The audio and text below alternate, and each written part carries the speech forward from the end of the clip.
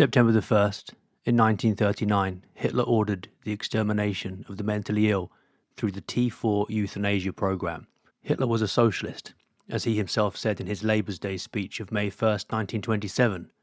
"We are socialists. We are enemies of today's capitalistic economic system, and we are all determined to destroy this system under all conditions." And his eugenics were rooted in his socialism. In January 1849, Marx published an article by Engels announcing that in Central Europe only Germans, Hungarians and Poles counted as bearers of progress. The chief mission of all other races and peoples, large and small, is to perish in the revolutionary Holocaust. Engels dismissed them as ethnic trash and called for their extinction. Marx himself said that the present generation must perish in order to make room for the people who are fit for a new world. Nazi propaganda associated the Jews with images of vermin, parasites, or infectious disease. The Soviet regime referred to those it wished to destroy as vermin, pollution, and as poisonous weeds needing to be uprooted. As Stephanie Courtois points out, in communism there exists a socio-political eugenics, a form of social Darwinism.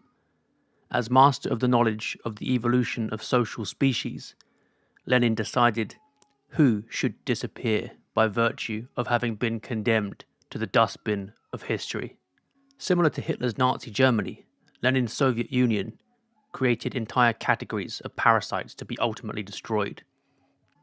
According to Vladimir Tismaneanu, the persecution and extermination of the Jews was as much a consequence of ideological tenets held sacred by the Nazi zealots as the destruction of the kulaks during the Stalinist collectivization campaigns.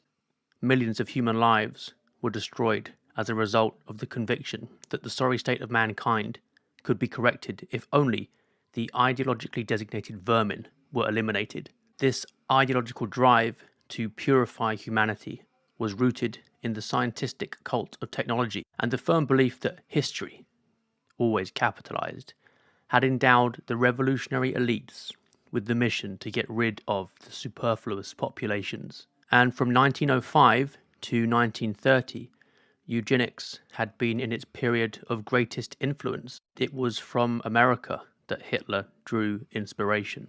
President Woodrow Wilson signed New Jersey's sterilization law, and one of his deputies became a Nazi collaborator at Buchenwald. Bertrand Russell and many other leftist English intellectuals also spoke in favor of it. And Margaret Sanger wanted to reduce the black population and shared Hitler's view that Jews were genetically inferior. Mandatory sterilization laws